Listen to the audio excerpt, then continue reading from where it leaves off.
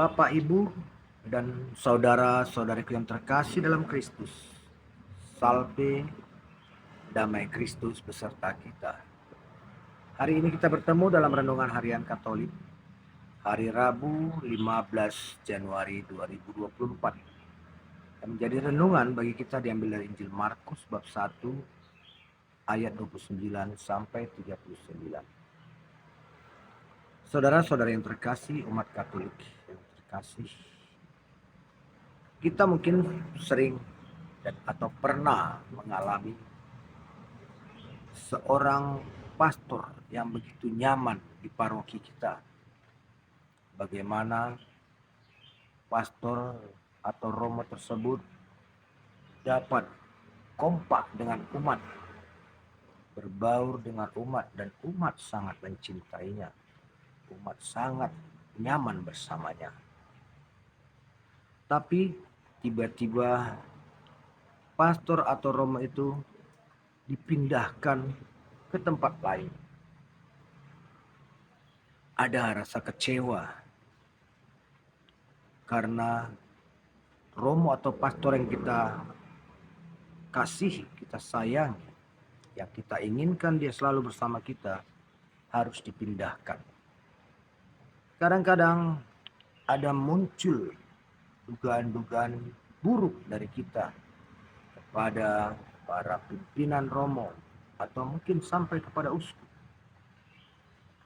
Tapi sesungguhnya hal itu tidak boleh terjadi di dalam umat Katolik. Kita lihat Injil hari ini. Bagaimana Yesus setelah keluar dari rumah ibadat dan mengunjungi keluarga muridnya, salah satunya ibu mertua dari Petrus yang sedang sakit demam. Yesus menjamah dan menyembuhkan ibu mertua Yesus. Dan menjelang malam, masyarakat sekitar juga membawa orang-orang sakit kepadanya. Bahkan orang-orang yang kerasukan setan. Dan saat itu Yesus banyak menyembuhkan orang sakit dan mengusir setan. Namun yang pasti dengan peristiwa kesembuhan yang diberikan Yesus, masyarakat di saat itu sangat berharap Yesus tetap tinggal bersama mereka, ada bersama mereka, menyembuhkan penyakit-penyakit yang mereka alami. Tapi Yesus pagi-pagi benar masih gelap pergi, dan muridnya menyusul. Apa kata Yesus? Kita harus pergi ke kota lain yang dekat. Yesus tidak mau bertahan di satu tempat walaupun di situ ia sangat dibutuhkan. Karena apa?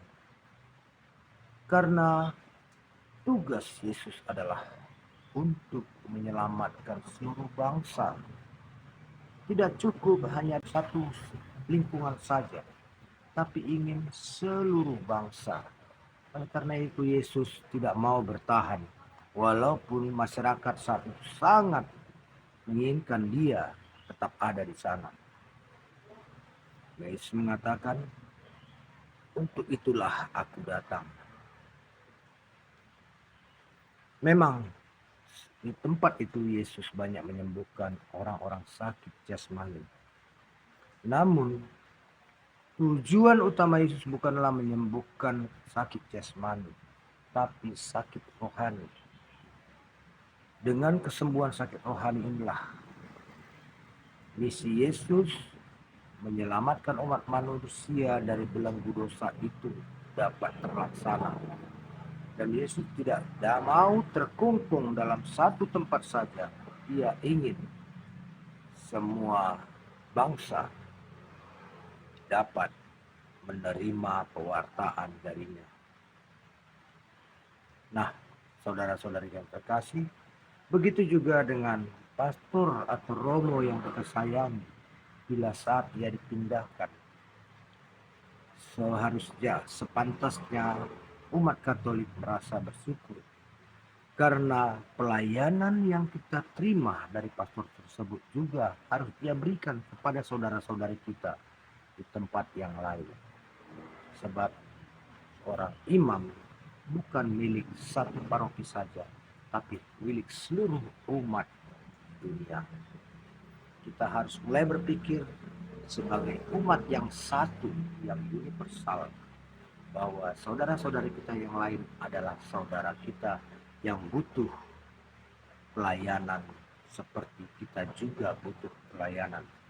Namun inti dari renungan bagi kita hari ini adalah kedatangan Yesus tidak bisa dibelenggu dalam satu tempat.